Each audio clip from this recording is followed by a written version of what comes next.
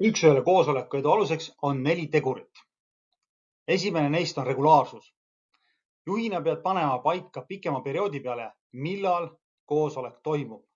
Koostöös töötajaga leiad sobiva kellaaja, nädalapäeva ja see pannakse paika pikema perioodi peale. Oluline seejuures on see, et üks-ühele koosolekut ei tohi mitte kunagi ära jätta.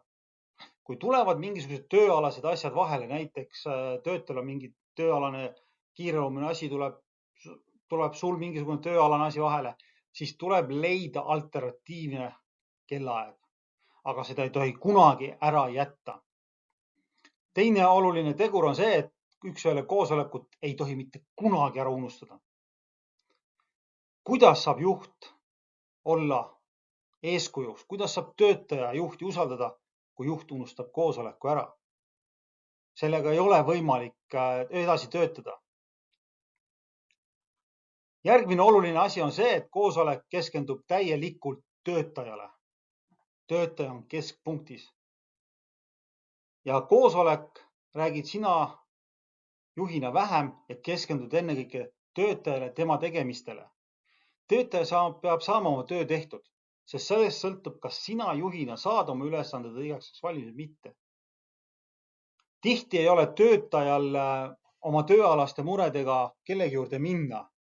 Ja siis on hea, kui tal on olemas juht, kelle poole ta saab pöörduda ja kes annab tema jaoks selline toetav õlg. Seega maksimaalselt peab rääkima töötaja, minimaalselt juht. Ja viimane kõige olulisem nüanss kogu selle asja juures on see, et kogu sellest vestlusest pead sina juhina tegema märkmeid. Pead panema kirja endale, sest see annab sulle võimaluse näha oma töötajat hoopis teises pilgus, teda mõista. Ning teine oluline tegevus on kokkulepped, mis järgmisel perioodil toimub, mis hakkab toimuma järgmise koosolekuni, mis saavutatakse selleks. Ehk siis on see, et on kokkulepped, mida keegi teeb. Seejuures on oluline see, et ka juht võtab endale teatud kohustused ja töötaja võtab endale kohustused.